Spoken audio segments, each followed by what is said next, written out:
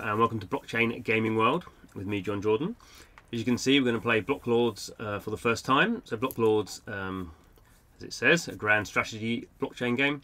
Currently available on Tron and Neo, so not the most accessible blockchains in terms of gaming, but it is coming to Ethereum in a slightly different version, I think, but the basic gameplay and meta will be the same. So it's why I'm testing out now. Okay, let's go in and play. So you get to choose, obviously, Tron or Neo. I'm going to play with Tron. I don't actually have a Neo account, but I guess most people don't. Neo is generally popular in China. Okay, so you need a blockchain wallet, obviously, to play. So install the Tron Wallet to continue it. So I have installed the Tron Wallet. So hopefully this will go through. So the Tron Wallet, there was Tron Link, which is just a Chrome extension. So much like MetaMask or Dapper Wallet or anything like that, you just install it through the Chrome store as an extension. As all kind of blockchain wallets, you need some of the token. So you need to have some Tron, some TRX, and just the way that blockchain works is you need to have some Tron in your wallet in order to get access to the blockchain.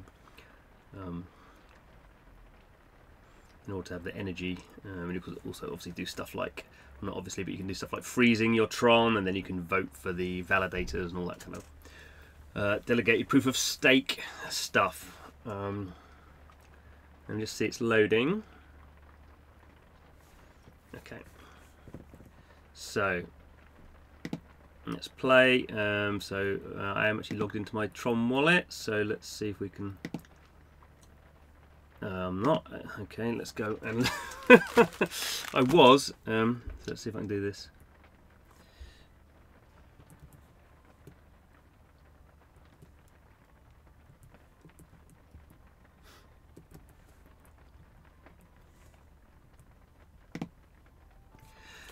Okay, so you can see there. That's my Tron wallet. Let's see if we can play now.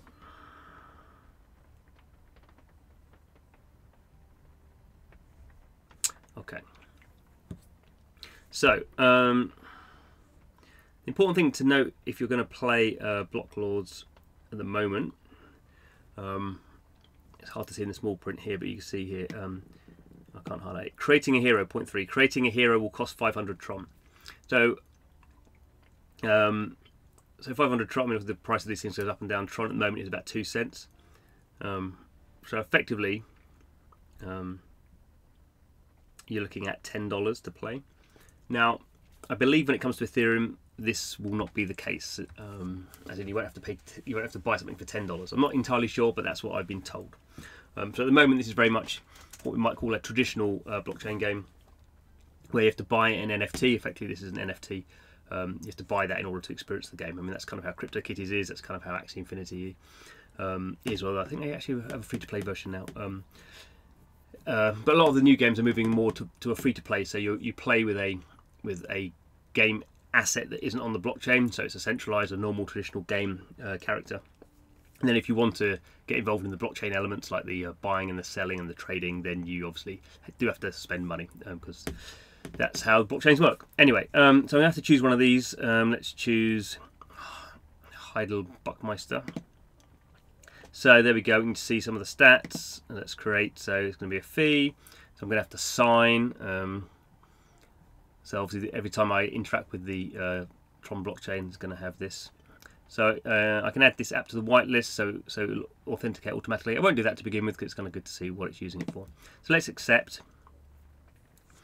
Now obviously we're now waiting for the transaction to be confirmed by the blockchain. Obviously the point of something like Tron or EOS is they're fast blockchains. So there we go. I have created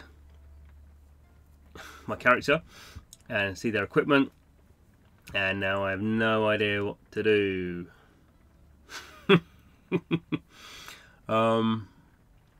Refer, yeah, could earn some money with friends. I don't know what this waiting here. New items will be dropped from one random stronghold when the block timer expires. Okay, I don't know what that is. City Lords will receive a payout every time the block timer expires. Okay. What we got here? So world market. The buy tab displays all the items currently up for sale. There's not appear to be very much on for sale at the moment. Okay, what we got going on here? So here we have a map of continental Europe, Central Europe, Luxembourg, Frankfurt, Mainz, Reims, Strasbourg, Dijon. Yeah, so France, Germany, bit of Switzerland maybe. Okay, don't really know. Don't think I can attack Frankfurt with my one character. Let's go and visit Frankfurt then. Oh, okay. So here we are. Oh, okay, so that was the buy. So these are crossed out, I think. I haven't got anything to sell. Oh, why the buy things are crossed out? Interesting. That's the owner, I suppose, and he's got quite a lot of troops by the looks of things. Okay. Was that me then? Oh, I can. What's this one? So these are other players, are they? Let's go and visit Luxembourg.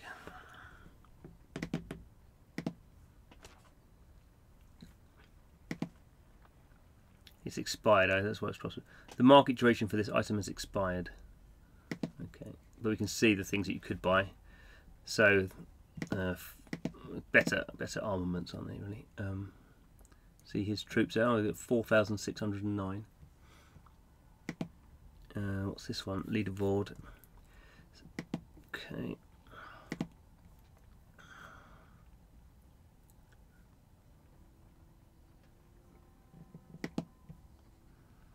So I think this game is suffering from a lack of players, I have to say. Oh, so I've got 2,200 troops. I want to go and attack someone. If I can find someone who's who would be a bit smaller. Who's this guy? Let's attack that. See what happens when I attack. James Sandwich. So attacking the bandit leader will increase the XP of my items. Once an item has enough XP, it will increase in level. Okay. Initiating a bandit raid costs 500 Tron TRX. That's about $1. So we're going to have to obviously sign off on that.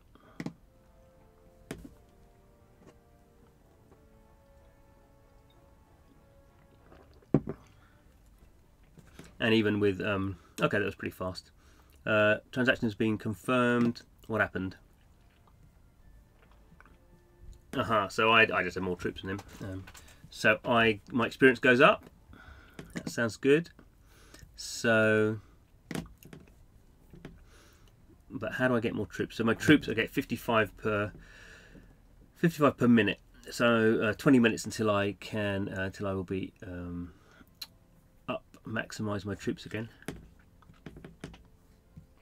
Okay, so we've started to get a bit of an idea what's going on here. So there's nothing in the world market. So basically, yeah, I think what's happening with this game is actually, if there were people playing, the developer is obviously waiting because it's going to go focus its attention on going live on Ethereum.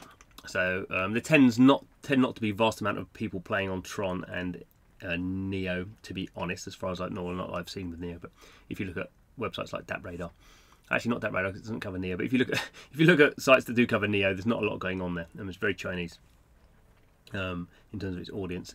Tron, there are some games like Hyper Snakes that, and even actually some blockchain cuties. There's a few hundred people who play, but it's not. It's mainly still a gambling, a blockchain for gambling. We can get in and start to get an idea of the features here. My rank is 0. I could actually, shall we be? Is there anything I can do as attack? Let's see if I can go and attack another guy here. So another $1, I guess. I'm probably going to lose. He's got more troops than me. Edwin Vince. Let's see what happens when I lose. Okay. So let's, like spending a penny, spend $1.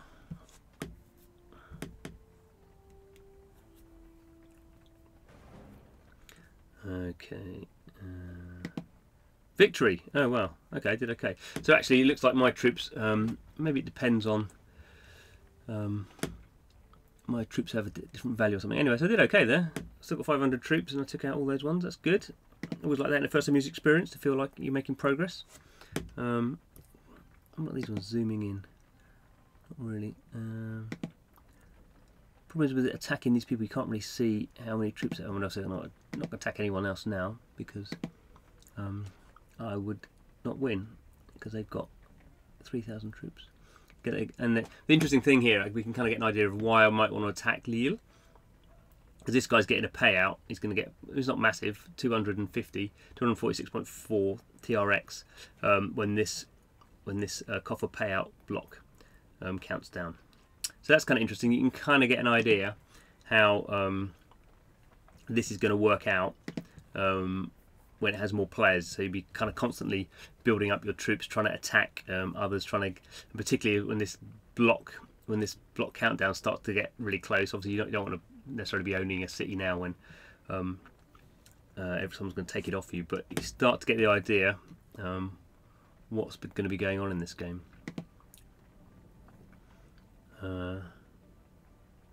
It's target city. So okay, so you have little things like this. There's Breslau on the what's it called now in Poland. But if you know your European history, Breslau's had lots of different names at various points in its history. So if you hold the target city for 1 hour, you're going to get some points. Each attack on target city gets you a point, so we can start to see how some of the game mechanics are going to work.